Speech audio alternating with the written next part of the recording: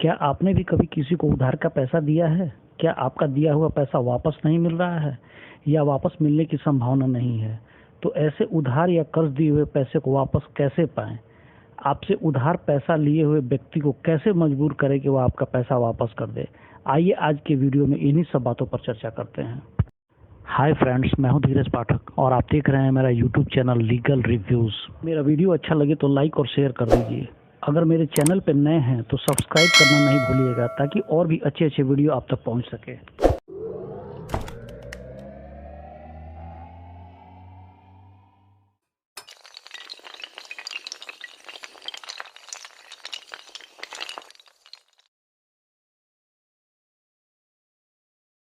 ऐसा अक्सर होता है कि किसी मजबूरी या परेशानी को लेकर कोई व्यक्ति आपसे पैसा या उधार लेने की बात करता है और आप उसको मदद करने के उद्देश्य से यथासंभव पैसा दे भी देते हैं। उधार लेने वाला व्यक्ति आपका दोस्त, मित्र, रिश्तेदार या परिचित हो सकता है, या कई बार ऐसा भी होता है कि आपका कोई दोस्त या रिश्तेदार अपने किसी करीबी व्यक्ति को आपसे उधार या कर्ज दिलवा देता है और फिर शुरू होती है कहानी उधार के पैसा की वापसी की। वाद विवाद, तकरार, दुश्मनी, केस मुकदमा, इस तरह अपना ही पैसा अपनी ज़रूरत पर वापस नहीं मिल पाता है और हम मजबूर हो जाते हैं। फिर किसी दूसरे ज़रूरतमंद की मदद से भी कतराने लगते हैं। वर्तमान परिदृश्य में जब लोग तत्काल लाभ के लिए अपनी बातों से मुकरने लगे हैं, ऐसे में उधार का पैसा या बाकी का सामान देते समय आवश्यक सतर्कता बरतने की ज़रूरत है। उधार या कर्ज देने के पहले उस पैसे की सुरक्षा या गारंटी बहुत महत्वपूर्ण है। बैंक भी लोन देने के पहले तमाम सुरक्षा उपाय एवं गारंटी के बाद भी उस लोन राशि का बीमा करा लेता है और हम लोग इस पर ध्यान ही नहीं देते। अमुक व्यक्ति बहुत ही अच्छा है, बहुत ही ईमानदार है, लेकिन उसकी अच्छाई और ईमानदारी कब तक रहेगी इस पर हम ध्यान नहीं देते। तो सबसे पहले हम लोगों को उधार देने के पूर्व पैसा की वापसी की गारंटी क्या है इसका ध्यान रखना चाहिए।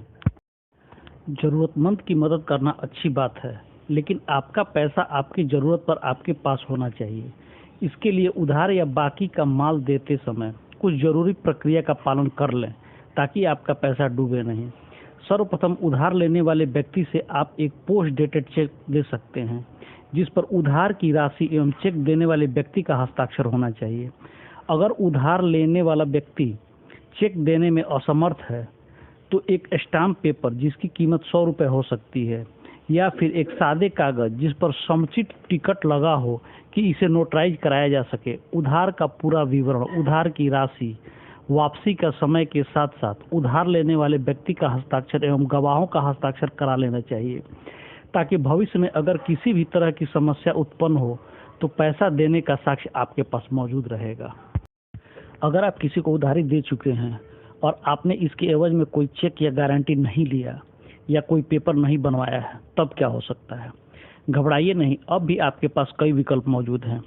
देखिए, हम सब जानते हैं कि बिना साक्ष्य व सबूत का कोई भी वाद न्यायालय में नहीं चल सकता है। आप कानून के शरण में तो जा सकते हैं, लेकिन कानून का संरक्षण आपको तभी मिल सकता है जब आपके पास साक्ष्य व सबूत हो। इसलिए आपको भी अपना उधारी रुपया पाने के लिए साक्ष्य व सबूत की जरूरत होगी। आइए हम बताते हैं कि इस परिस्थिति में किस तरह का प्रमाण और साक्ष्य जुटाया जा सकता है। सबसे पहले आप प्रयास करें कि उधार लेने वाले व्यक्ति से एक चेक ले लें। चेक आपका सबसे बड़ा प्रमाण हो सकता है और आपको आपका पैसा दिला सकता है। चेक को अपने खाते में जमा कर आप रुपया पा सकते हैं, और अगर चेक का भुगतान पैसे के अभाव में नहीं हो पाए तो आप 138 NI एक्ट में मामला दायर कर अपना पैसा दंड के साथ वापस पा सकते हैं। चेक बाउंस से संबंधित 138 NI एक्ट के संबंध में मैंने एक वीडियो अलग से बनाया है जिसका लिंक मैंने डिस्क्रिप्शन में डाल दिया है, जहां चेक बाउंस के बारे में विस्तार से जान सकते हैं।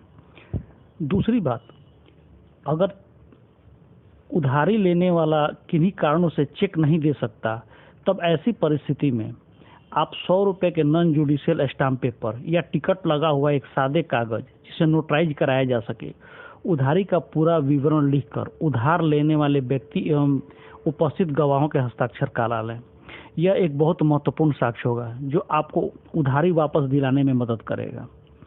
तीसरी बात, अगर उपरोक्त दोनों साक्ष्य इकट्ठा करने में आप असमर्थ रहते हैं तो ऑडियो या वीडियो कॉल जिसकी रिकॉर्डिंग हो सके, या मोबाइल चैट, व्हाट्सएप चैट, द्वारा आप उधारी के पैसा एवं इसकी वापसी की चर्चा करें। उस रिकॉर्डिंग का क्लिप एवं चैट का प्रिंट आउट आप साक्ष्य के रूप में इस्तेमाल कर सकते हैं। इस तरह साक्ष्य एकत्र हो जाने के बाद आप अपने पैसे की वापसी का दावा प्रबल रूप से कर सकते हैं। इसके लिए आप अपने अधिवक्ता के माध्यम से एक कानूनी नोटिस भेजकर पैसा वापस मांग सकते हैं। अगर नोटिस के बावजूद आपका पैसा वापस नहीं मिलता है, तब आप कानून की शरण में उपरोक्त साक्ष्यों को लेकर जा सकते हैं। ऐसे मामलों में आप न्यायालय में दीवानी और फौजदारी दोनों तरह का मामला दर्ज करा सकते हैं।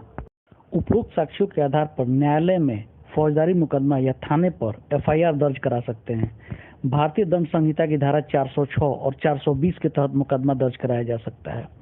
आईपीसी की धारा 406 ब्रीच ऑफ ट्रस्ट यानी अमानत में खयानत और आईपीसी की धारा 420 चीटिंग यानी धोखाधड़ी का मुकदमा दर्ज कराया जा सकता है।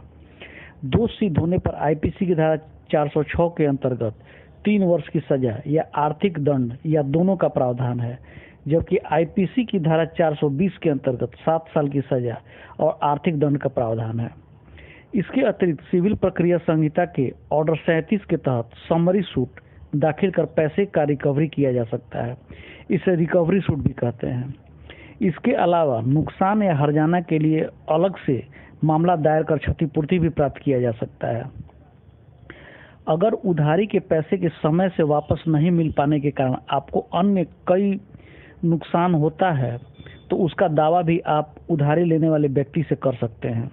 इसके अलावा कानूनी दावा करने के लिए एक और महत्वपूर्ण बात है कि उधारी की वापसी के लिए दिए गए समय के बाद 3 साल के अंदर आप न्यायालय की शरण में जा सकते हैं, अन्यथा आपका दावा लिमिटेशन एक्ट के तहत बाढ़ हो जाएगा। इसलिए पैसे की वापसी के लिए जो तिथि निर्धारित किया गया है, उसके 3 साल के अंदर ही न्यायालय में वाद दायर कर दें। अगले वीडियो में कुछ और रोचक और ज्ञानवर्धक बातें लेकर आऊँगा। आप मेरे चैनल से जुड़े रहिए और मेरा सपोर्ट करते रहिए।